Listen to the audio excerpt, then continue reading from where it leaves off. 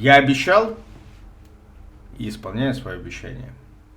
Но вы тоже обещали мне подписаться, поставить лайк, написать комментарий, что вам интересно, о чем еще рассказать.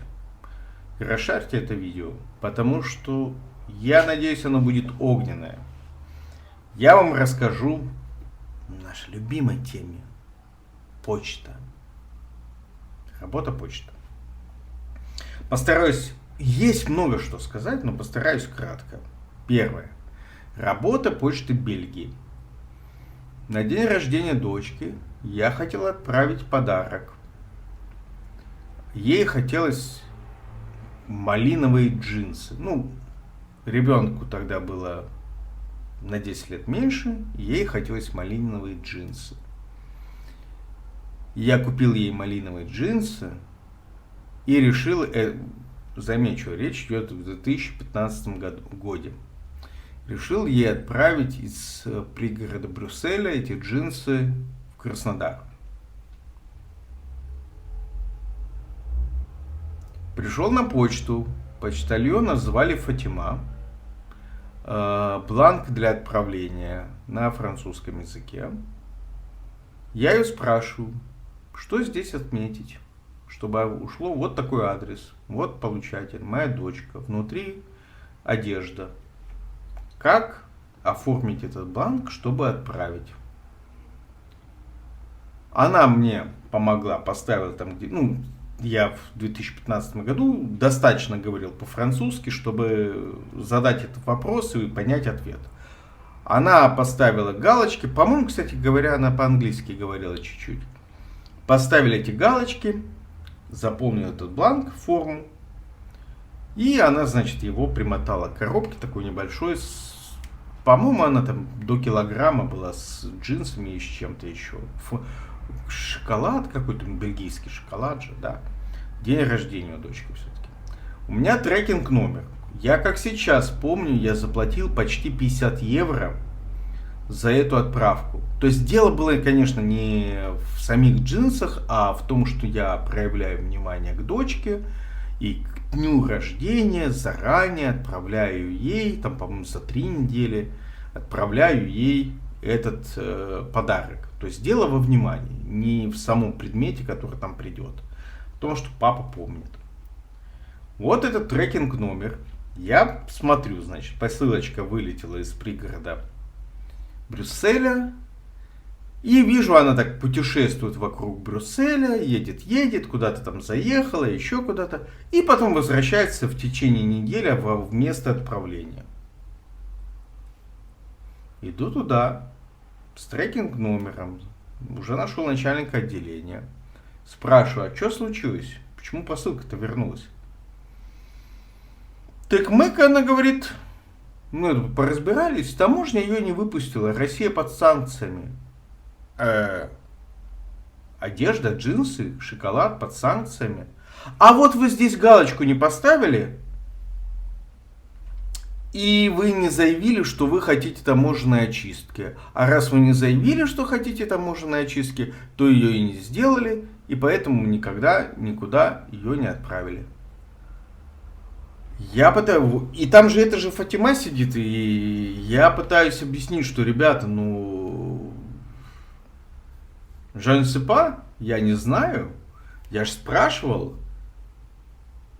что, куда, как. Я понятия не имею, и никто из вас понятия не имеет, как, допустим, в Испании, или в Бельгии, или во Франции оформлять эти почтовые отправления, учитывая какие-то там санкционные режимы, их правила и все такое. Все нормальные люди спрашивают почтового сотрудника, что где поставить, чтобы это все дошло до места. Конечно же, я не против был таможенной очистки.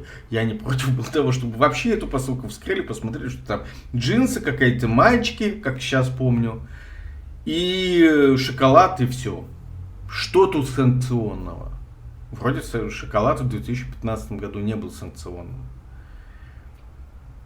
Короче говоря, почта Бельгии встала в позу. Это начальница. Фатима, кстати говоря, признала свою ошибку. Она признала, что она виновата, что она не помнила или не захотела вспомнить что Россия под санкциями, поэтому обязательно, 2015 год, обязательно нужно там проводить таможенную чистку. Она признала свою ошибку. И я, как человек, который не только вам рассказывает о том, как надо бороться за свои права, но и сам борется каждый день за свои права, я долбил эту почту Бельгии во все дыхательные-пихательные. Вот буквально, я просто не слезал с этого почтового отделения. Я звонил на какие-то линии поддержки, где на французском и на фламандском языке, то есть на голландском. Мне предлагали, типа, выбрать линию поддержки. Кстати, вот вам лайфхак. Если вы в Бельгии, а там 3 официальных языка, французский, фламандский, то есть он же диалект голландского языка, и немецкий, 3 государственных языка. Если вам нужно поговорить по-английски, выбирайте всегда, что вам нужна голландская линия поддержки. Потому что фламандцы, они обижаются их голландцами называть, но, наверное, если белорусов обзывать русскими, то они тоже обидятся. Ну вот фламандцы обижаются.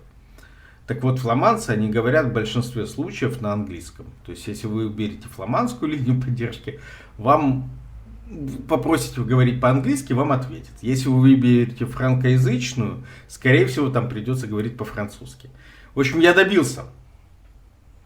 В течение 2 месяцев я добился того, что почта Бельгии вернула мне, по-моему, 27 евро из тех почти, по-моему, 46 я заплатил. Вот, почти 50.